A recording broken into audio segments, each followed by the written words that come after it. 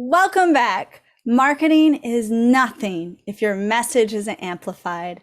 Jen Glantz, known as the woman who turned a Craigslist ad into a viral business empire, is the founder of Bridesmaid for Hire and Jen and Juice Coaching. No, Snoop, it's Jen, not Jen. The author of 3 best-selling books, the host of the podcast You're Not Getting Any Younger, and the creator of the weekly email series, The Monday Pick-Me-Up. I'm gonna need to check that one out. I think we can all agree Jen is a busy lady. Jen will share her winning 70-20-10 content strategy, a surefire way to help you boost your social media engagement. Plus, who doesn't love a good hack? Jen will show you time savers and hacks that are proven tricks of the trade. Finally, and this is key, Jen will review common social media mistakes to avoid before your next post. Take it away, Jen. Thank you so much, Emma. It is so great to be here today. Thank you all for coming to a workshop called How to Stand Out on Social Media, 5 easy and actionable ways to use social media for your business. We all know how essential social media is for our everyday marketing strategy. And today I'm going to give you some digestible and fun ways to use social media that you can integrate right now. It's so great to meet you. My name is Jen Glantz, and just like Emma said, I do have a lot going on. I am the founder of a business called Bridesmaid for Hire. I have a podcast called You're Not Getting Any Younger. I have a newsletter called Odd Jobs Newsletter, where I profile odd and unusual careers, and I am a nonfiction author currently writing a book called Finally the Bride. The common thread throughout all of my projects is the power of social media. I've been using social media over the past 10 years to grow my audience, increase my brand awareness, and build relationships with my customers. I'm excited to talk you through today some of my most favorite tips and tricks. Let's talk about what you're going to learn today. The very first thing we're going to talk about is the power of your audience, why they need to be in mind when you're making decisions, and how you can get to know who is following you on social media a whole lot easier. Next, we'll talk about something called the 70-20-10 content strategy, which will allow you to not only brainstorm, but execute your content for an entire month. After that, we'll talk about how to stand out and engage with your audience. A big question I often get is, Jen, how do I get more likes and comments and shares? And we are going to talk about how to get your audience to care about what you're posting on social media. We're also going to talk about some social media hacks. How do we make social media not feel like it is your entire job and instead a nice big part of your marketing strategy? And finally, I am going to share with you some of the best trends for 2021 and 2022 that you're absolutely going to want to know. But first, let's talk about some social media myths. Now, a lot of people view social media in many different ways, but one of the most common ways is that social media can be quite overwhelming. Let's talk through some of the number 1 things people have to say when it comes to social media strategy, and I'll give you some ways of thinking about it a little bit differently. The very first thing that people will often say is, Jen, I have to post content every single day, and that is just too much to do. But the truth is, that is not true. Rather than going off a frequency of what you think you should post, ask yourself realistically, based on our budget, based on our team, and based on our time, how often can we post with the resources we have? If you were going to say only 1 time a week, that is good enough, as long as what you're posting is valuable and well done. And we'll talk about what well done means later on. Number 2, a lot of people will say, but Jen, I feel overwhelmed because I have to be on every platform. I have to show up on Instagram, LinkedIn, this TikTok thing, and that is too much. The truth is, you do not need to be on every platform. Instead, pick 2 to 3 platforms where your audience is and just show up there. As your team grows and expands, you could head to more platforms and be more places. People will often say in general that social media feels overwhelming. And I promise you that once you follow some of the tips you're going to learn today, not only will you feel more in control, but social media will take up less of your time. Yes, I said it. It will take up less of your time, which as a busy business owner, that's something that you absolutely want to have happen.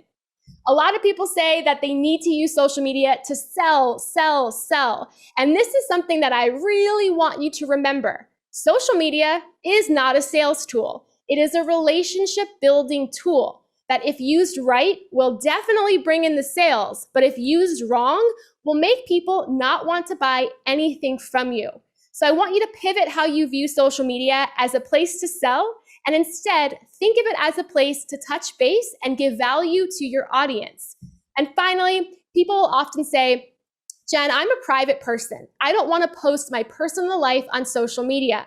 Now, here's the good news. You absolutely don't have to. When it comes to social media, the very first thing I want you to do right now is set some boundaries. What are you comfortable sharing, and what do you want to keep behind the scenes? Let's start off with one of the most important things that you want to consider. Your audience matters. I hope you'll remember this. Social media is not about you. I know you're thinking, Jen, of course it's about me. It's my business, my brand, my project. However, the types of content you are posting on social media are not consumed by you. They're consumed by your audience. So getting to know them, understanding them, and giving them the value that they deserve from you will make you instantly more successful on social media. Let's take a look at how we can do that. The first thing we want to do is get to know the audience. We want to understand not only who they are, but what they care about from us. One of the ways we can do that is check our in-app analytics. When you go on Facebook or Instagram, you have access to data about your audience. You'll get to know things like their demographic, as well as the times of days that they show up on social media. That will allow you to figure out when you should post and also what kinds of posts they might find engaging from you. Now, even if you have an audience of 0 or you've been building your audience for quite some time, another set of tools to look into are called social media listening tools. These tools will help you understand your target audience, will help you figure out other topics and businesses that they might care about. Knowing this information allows you to cater your content straight to your audience. The next thing you want to do is be where your audience is. Even in this virtual world, there are so many different types of online communities that you can join to start to listen to your audience. You can join Facebook groups, LinkedIn groups, Slack channels, Discord groups, and once you're in there, you can scan the content in those groups to understand what your audience talks about on a daily basis. For example, if I was a local coffee shop owner, I might find some local groups where my audience might be and scan those groups to see what they're talking about in terms of their coffee habits, other coffee shops they frequent. I might even post in those groups and say, hey everyone, I'm opening up a coffee shop. What kind of content would you want to see from me on social media? Doing that, once again, will help you narrow in and focus in on the types of content you should be posting. And finally, engage in conversations. Your audience wants to hear from you, wants to talk to you. So talk to your audience, whether online or in real life, to get an understanding of the kind of value they're looking for when it comes to your content. They might be eager to know the behind the scenes of the story of the brand. They might want to know what's inside different products. Or they might want access to you, which might make you decide to do more Facebook Lives, Instagram Lives, and show your face more as part of the business or brand. First, we start off with the 70% category. I like to label this category free value because your only goal here is to shower your audience with information and content that benefits them. Think about how you can engage them, entertain them, and educate them on your business and your brand. Some examples here are showcasing behind the scenes content, product information, the story of your business, tips and tricks, and even giving your audience access to yourself or other employees. Let's say you are the owner of a local coffee shop. You might do an entire behind the scenes post that showcases how you brew the coffee in the morning. You might do a tips and tricks series where you showcase interesting fall drinks that customers could make using your coffee at home. And you might do a Facebook Live Q&A where they get access to you as the founder. Head to the chat and write down 1 or 2 70% category items that you have posted in the past for your brand or business. Now let's head to the 20% category. This is a category that gives you the opportunity to highlight other things and other voices. Here's where you can include any press mentions that you have, testimonials from clients who have enjoyed working with you or your products. You could also include industry news so that other people know what's happening in your industry, and something called user-generated content. This is content that other people have posted about you that then you go ahead and reshare. Let's say I, as an individual, posted on my social media a picture of me drinking a coffee from your shop, and I tagged you and said, "This coffee really made my Tuesday shine." You as the business owner could repost that and show the world a real person who absolutely adores your business. That type of content is so golden for people to see and consume. Now, finally, we have our 10% category. This is the category of promotions. Here's where you can ask your audience to do something, whether it's buy something from you, read something, click something, share something.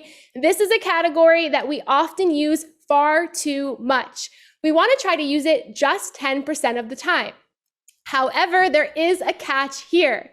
Even though you want to tell me to buy the soap, to book an appointment with you, to schedule this event, instead of asking me those things, try to motivate your audience to want to do those things. I call this formula the action benefit formula. Tell me what action you'd like us to take, and then tell us the benefit that we will get once we take that action. If you're an accountant, tell me to book a call with you and then share with me that by doing that, I can get a head start on tax season. If you're a local coffee shop, tell me to come on in and try your fall flavored coffee so that I can start to celebrate a brand new season a little bit early. Make sure you're pairing an action with a benefit, and you will find success when you promote on social media. Next, let's talk about how to stand out and engage your audience. We all know that there is a lot going on social media. A lot of us go on there and we scroll for hours, and we don't even know what we're consuming or what we're passing over. To make sure that your audience sees every single thing you post and engages with it, let's talk about how you can stand out and capture their attention. Let's start off by talking about using your brand assets. We want to make sure that we are using our logo, our color scheme, any fonts that we have across all of the social media platforms. That way, when your audience is scrolling through their feeds, they will be able to recognize that certain content has come from you. That might make them pause and start to see the kinds of things you're posting rather than just scrolling by. Number 2, I am going to give you this challenge called the stop and stare test. Later on today, when you are browsing through social media and you see something that captures your attention, press your personal pause button and start to pick that apart. What captured your attention? Why did you stop and look at it? Was it the visuals? Was it a video? Was it the text that they used? Once we start to dissect what's working for other people, we begin to have ideas of what could work for us. And finally, let's try to do a competitor analysis. Here's something called the 5-10-5 competitor analysis. We start off with 5 direct competitors. These are companies and brands that are doing exactly what we are doing. If we're a local coffee shop, we are going to find 5 other local coffee shops. Once we do that, we're going to start to look at their social media to see what they're doing well and what we think we can do different or better. Next, we're going to choose 10 industry competitors. These are businesses and brands that do not sell what we sell. However, they do have our audience as their customer. So if we are a local coffee shop, we might look for a local smoothie shop or ice cream parlor. And what we want to do here is not only examine their social media for ideas, but also we want to connect with them and partner with them. Because they already share our audience, doing joint content with them, giveaways, partnerships, Facebook Lives, things like that allow us to generate content together and share our audience. This is a great way to not only grow, but also show that you have partners in your industry. Now, finally, choose 5 other companies that you absolutely adore. They don't have to be in your industry at all, but these are 5 other companies that inspire you on social media. Once you have that list, start to examine the innovative and unique things that they are doing in their industry that you can bring into yours before anybody else. If you're a coffee shop, maybe you choose a car company, a watch company, or even a cool accountant. You'll start to see what they're doing, and maybe that will help you get ideas of how you can stand out on social media. Next, let's talk about some social media tricks. Social media can often feel like something that is so hard to keep up with. Let's talk about some easy ways that we can make social media work for us. The very first thing we want to start to remember is that every single platform is unique and different. Social media is not one size fits all. So when we're creating content for these platforms, we want to make sure that we are following the individual platform's rules. For example, we all know that content on Twitter should be short and sweet. And on Instagram, we know that more visual content will always perform better. When we're creating content, follow the rules of each platform. Instead of just making content one time and sharing that same photo and that same caption across every platform, take a step back, look at the 2 to 3 platforms that you are committed to using, and create content that works according to those platforms' rules. Next, schedule your content in advance. A lot of you are so busy, you're always on the go, and you have a lot going on. Instead of posting content every morning or afternoon, schedule your content using a scheduling app so that you can have content be released throughout the week and the month without having to manually create it and push it to go live. Next, work with a partner. One of the greatest things you can do is partner with a company that will allow you to help grow your social media. GoDaddy's social media services are some of the most incredible out there. Not only can they help you with engagement, but they can help you increase brand awareness and brand loyalty. And finally, create batch content. When you're sitting down to film videos or do a photo shoot, make sure you're creating content in that one session that can carry you through weeks or months ahead. Now let's talk about some social media trends. What's new, what's hip, and what you might want to take a closer look at for your strategy this year or next. Let's start off with live streaming. We've seen a lot of live streaming really take off in the pandemic. The truth is, your audience wants access to things that they cannot get from their couch or their cubicle. If you're able to live stream an event, something being made, the process of it being created, or even just a one-on-one Q&A session with you, you are giving your audience instant access, and they truly appreciate that. Number 2, we've seen a lot of this. It's video content. Video content is everything on social media today. We've heard of TikToks and even Instagram Reels, which are short form video content. While that might seem intimidating, there's tons of free resources out there that will show you how to create these videos.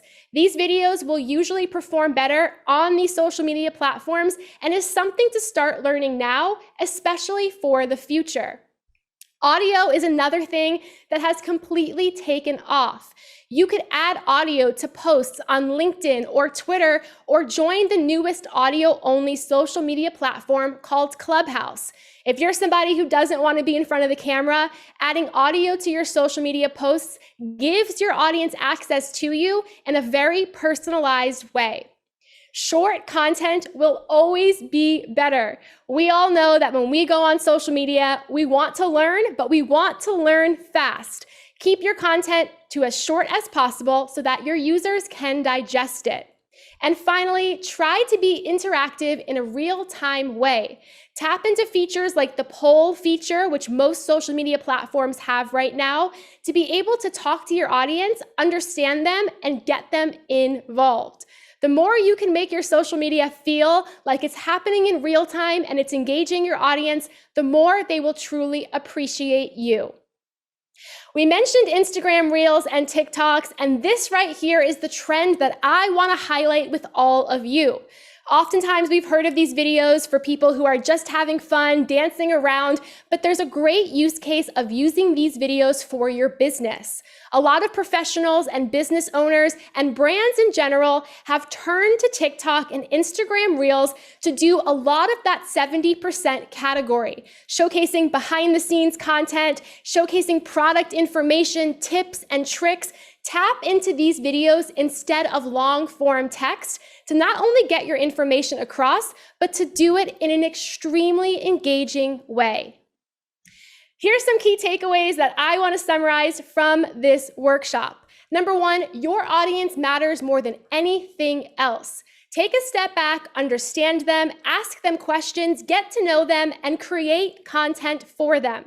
Number two, map out a social media plan using that 70-20-10 model. That way you have enough content that gives your audience value and a little content that sells to them. They will appreciate that and your social media engagement will be increased. Next, tap into your unique brand assets. The more you understand what makes you unique and the more you understand what your competitors are doing, the more you will simply be able to stand out. Also, make sure you organize and plan ahead. You are busy and social media does not have to feel like your full-time job. The more you batch content and schedule it in advance, the more social media will fit into your life. And finally, stay up to date on social media trends, even if they seem overwhelming. I promise you, with a little bit of work, you can learn those trends, tap into them, and impress your audience. One more thing I want to share with you are some resources that will help you increase your social media knowledge and benefit you after this workshop ends. Head to the chat and drop in there any resources that you personally have used in the past that you have truly enjoyed. Some of the things that you should check out after the session include taking a look at the GoDaddy Studio. You'll start to see some of the incredible tools that they offer for social media content. Next, take a look at 5 writing tips for business success on LinkedIn. LinkedIn is an incredible resource and learning how to write for it will really make things easier for you. Also, check out how to create a social media strategy for the new normal. 2020 and 2021 have been years that have been very unusual, and this is a resource that can help you adapt to how the world is changing.